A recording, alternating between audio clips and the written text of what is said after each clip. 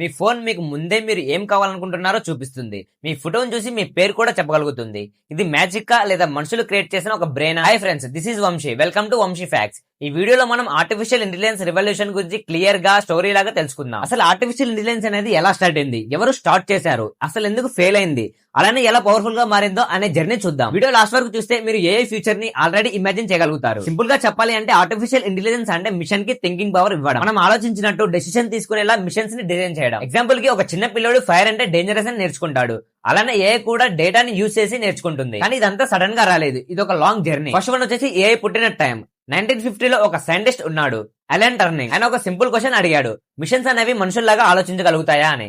ఆయన turning test introduce చేశారు. మనిషిని మిషన్ ఐడెంటిఫై చేయలేకపోతే అది ఇంటెలిజెంట్ అనే ఐడియా. 1956 లో ఫస్ట్ టైం ఆర్టిఫిషియల్ ఇంటెలిజెన్స్ అనే వర్డ్ యూజ్ చేశారు. అప్పుడు అనుకున్నారు 5 to 10 years లో మిషన్స్ హ్యూమన్స్ లా అయిపోతాయని. కానీ రియాలిటీ వేరేలాగా ఉంది. కానీ ఇక్కడ ఒక షాక్, ఏఐ ఫాస్ట్ గా పెరిగిందా? లేదు, చాలా సార్లు ఫెయిల్ కూడా అయింది. 1970 నుంచి 1980లో ఏఐని ఏఐ వింటర్ అని పిలిచారు. రీజన్ ఏంటంటే కంప్యూటర్ స్లోగా ఉంటుంది, డేటా లేదు, పవర్ కూడా లేదు, ఎక్సెప్షన్స్ కూడా టూ హైలో ఉన్నాయి. అప్పుడు మిషన్స్ అనేవి రూల్స్ ని ఫాలో అయ్యాయి, కాకపోతే సిచ్యువేషన్ తగ్గట్టుగా ఆలోచించేవి కాదు. అప్పుడు ప్రజలు అనుకున్నారు ఏ అనేది వేస్ట్, ఇది వర్క్ కాదు అని. అలానే ఫండింగ్ కూడా ఆగిపోయింది, రీసెర్చ్ కూడా స్లో అయిపోయింది. కానీ 1990s లో స్టోరీ మొత్తం మారిపోయింది. ఇంటర్నెట్ వచ్చింది, కంప్యూటర్స్ ఫాస్ట్ అయ్యాయి, డేటా మెయింటెనెన్స్ కూడా పెరిగింది. ఇక్కడ ఇంపార్టెంట్ పాయింట్ ఏంటంటే ఏఐకి డేటా అనేది ఫుడ్ లాంటిది. అలానే మిషన్ లెర్నింగ్ కూడా వచ్చింది.